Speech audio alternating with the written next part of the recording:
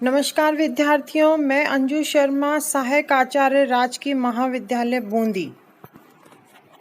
केशवदास के रामचंद्रिका के पदों की व्याख्या हम कर रहे थे।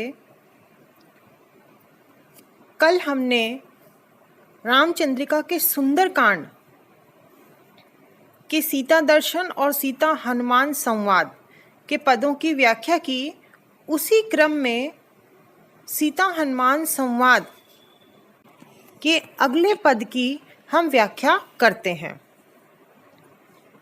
केहि कारण पठय यही निकेत, निज देन लेन संदेश हेतु, गुण रूप सील शोभा सुभाव, कछु रघुपति के लक्षण बताओ। रामचंद्रिका के सुंदरकांड से यह पद लिया गया है। केशवदास जी कहते हैं कि हनुमान जी और सीता जी का संवाद चल रहा है और सीता जी प्रश्न करती हैं कि ही कारण पठय यही निकेत, कि तुम किस कारण से यहाँ मेरे पास आए हो, तुमको श्री राम ने किस कारण यहाँ मेरे पास भेजा है। निज देन लेन संदेश हेतु, तब हनुमान जी उत्तर देते हैं निज अर्थात स्वयं का संदेश देने के लिए और आपका संदेश लेने के लिए मैं यहाँ आया हूँ, मुझे श्री रामचंद्र ने भेजा है। फिर भी सीता जी को अभी भी विश्वास नहीं हो रहा है और वो इसीलिए बार बार उनसे प्रश्न कर रही हैं।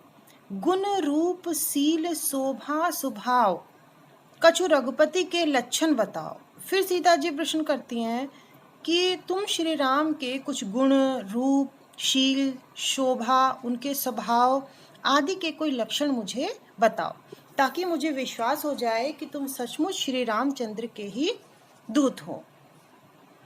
संवाद शैली इसकी बड़ी ही सरल है, छोटे छोटे से संवाद हैं और जो भाव प्रकट करने में पूर्णतया सक्षम है।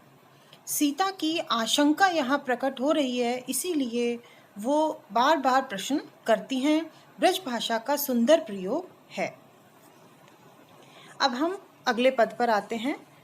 कछु जननी दे प्रतीति, जासो रामचंद्र ही आवई, शुभ शीस की मणि दई, यह कही सुयश तव जग गावई, सब काल हुए हों अमर अरु, तुम समर जय पद पाइयो, सुत आजु ते रघुनाथ के तुम परम भक्त कहाइयो।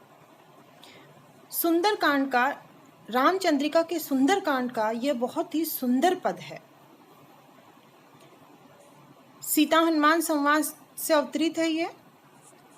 हनुमान जी अशोक वाटिका में सीता जी से मिलते हैं और उन्हें विश्वास दिला देते हैं कि मैं रघुनाथ का दूत हूँ। फिर जब वो जाने लगते हैं तो हनुमान जी उनसे अपनी कोई निशानी मांगते हैं, ताकि श्री रामचंद्र जी को ये विश्वास हो जाए कि मैं सचमुच उनसे मिलकर आया हूँ। तो उसी का इसके अंदर वर्णन किया जा रहा है। हनुमान जी कहते हैं कछु जननी, जननी अर्थात माता, प्रतीति विश्वास, कछु जननी दे प्रतीति, जासो रामचंद्र ही आवही। हे माता, मुझे अपनी ऐसी कोई निशानी दे दो जिससे रामचंद्र जी को विश्वास आ जाए कि मैं आपसे मिलकर के आया हूँ। शुभ शीस की मणि दई, तब सीता जी ने अपने सुंदर शीश मणि उनको देते हैं, अर्थात शीश फूल जो सिर पर लगाते हैं, शीश फूल उनको दे दिया और कहा सुयश तव जग गाये, और कहा कि संसार में तुम्हारा यश का गान हमेशा होता रहेगा। सब काल हुए हों अमर अरु, तुम सब काल में, भूत भविष्य वर्तमान सब काल में, सब समय तुम अमर रहोगे। अरु अर्थात और, तुम समर जय पद पाइयो, और हमेशा युद्ध में विजय प्राप्त करोगे, विजय तुम्हारी ही होगी। ये आशीष सीता जी हनुमान जी को दे रही हैं। सुत अर्थात पुत्र। आजो ते रघुनाथ के तुम परम भक्त कहाइयो। आज से तुम श्री रामचंद्र के, रघुनाथ के सबसे परम भक्त कहलाओगे। हरिगीति का छंद है इसमें। हनुमान जी की भक्ति को देख करके, उनकी सेवकाई को देख करके सीता जी उन्हें जो आशीर्वाद देती हैं, वो सीता जी के हृदय की विशालता का परिचायक है। ब्रज भाषा का सुंदर प्रयोग हुआ है इसमें, और सरल भाषा में, सरल भाषा के अंदर भावों की अभिव्यक्ति हुई है। अगले पद पे हम आते हैं। रे कपि कौन तू, अक्ष को घातक, दूत बलि रघुनंदन जू को रघुनंदन रे, त्रिसरा खरदूषण दूषण भूषण भू को। सागर कैसे तरयो, जस गोपद, काज कहा सिय चोरही देखो। कैसे बंधायो, जो सुंदरी तेरी छुई द्रग सोवत पातक लेख्यो। बहुत ही सुंदर और गूढ़ पद है यह। छोटे छोटे संवादों में गूढ़ भाव को व्यक्त करने का प्रयास किया गया है और जिसमें कवि सफल हुआ है। हनुमान रावण संवाद से यह लिया गया है।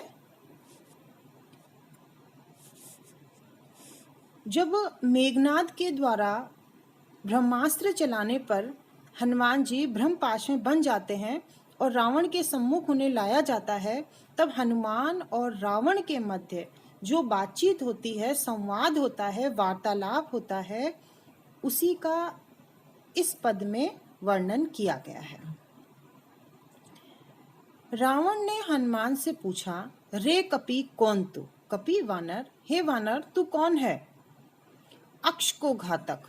तब हनुमान जी ने उत्तर दिया कि मैं तेरे पुत्र अक्षय का मारने वाला हूं, उसका घातक हूं। दूत, और मैं दूत हूं बलि रघुनंदन जू का, बलवान पराक्रमी वीर श्री रघुनंदन का मैं दूत हूं, और अक्षय कुमार जो तेरा पुत्र है उसको मारने वाला हूं। को रघुनंदन रे। फिर रावण प्रश्न करता है, ये रघुनंदन कौन है। हनुमान जी उत्तर देते हैं, त्रिसरा खर दूषण दूषण भूषण भूको, जिसने त्रिसरा खर और दूषण जैसे राक्षसों को मार दिया। भूषण भूको, जो इस धरती के, इस संसार के आभूषण हैं। सागर कैसे तरयो। फिर रावण प्रश्न करता है, अच्छा ये बताओ मुझे कि तूने सागर को कैसे पार कर लिया। हनुमान जी कहते हैं, जस गोपद, जैसे कोई गोपद अर्थात गाय के खुर से जो छोटा सा गड्ढा बन जाता है, उससे पानी भर जाता है, उस गाय के खुर से बने गड्ढे को जैसे कोई पार करता है, वैसे ही मैंने सागर को पार कर लिया। काज कहा। फिर रावण प्रश्न करता है, क्या काम है, आया क्यों है तू यहाँ पर। फिर हनुमान जी मुस्कुराते हुए उत्तर देते हैं, सिए चोर ही देखो, मैं सीता के चोर को देखना चाहता था।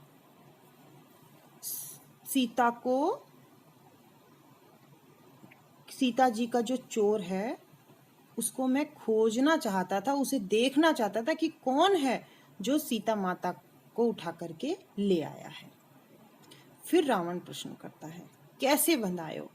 जब रावण के मन में प्रश्न होता है कि जब तू सागर को गोपद की तरह पार कर लेता है और इतने बलशाली श्री राम का तू दूत है,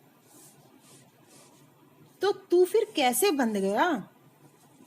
हनुमान जी बड़ी व्यंग शैली में ये कहते हैं, जो सुंदरी तेरी छुई दृग सोवत पातक लेख्यो। दृग अर्थात नेत्र, पातक पाप, कि मैंने तेरी सुंदरी को सोते हुए देख लिया था। जब मैं, कहने का तात्पर्य है कि जब मैं सीता जी की खोज में महलों में से निकल रहा था, तो रात्रि के समय तेरी सुंदरी सोई हुई थी और उसे मैंने अपने नेत्रों से देख लिया, और इसी पातक लेखे, इसी पाप के कारण मैं बंध गया। कहना वो ये चाहते हैं कि रावण तू समझ कि मैं तो सिर्फ सोती हुई स्त्री को चुपचाप देखने के कारण ही इस ब्रह्मपाश में बंध गया, तो तू तो पराई स्त्री को चोरी करके ले आया है, उसे उठाकर ले आया है, तो उस पाप कर्म का फल तुझे क्या भुगतना पड़ेगा। बड़ी ही सुंदर प्रश्नोत्तर शैली है ये हनुमान रावण संवाद की। और अंत में हनुमान जी द्वारा यह पंक्ति कहना, जो सुंदरी तेरी छुई दृग सोवत पातक लेख्यो। चमत्कार प्रदर्शन है इसमें केशवदास जी का। अनुप्रास यमक खर दूषण, दूषण में यमक अलंकार है। एक खर दूषण जो दूषण राक्षस का नाम है, और दूसरा दूषण यानी संहार करने वाला, उन्हें मारने वाला, नाश करने वाला। अनुप्रास अलंकार तो है ही इसमें। सवैया छंद है और ब्रज भाषा का सुंदर प्रयोग इसमें हुआ है।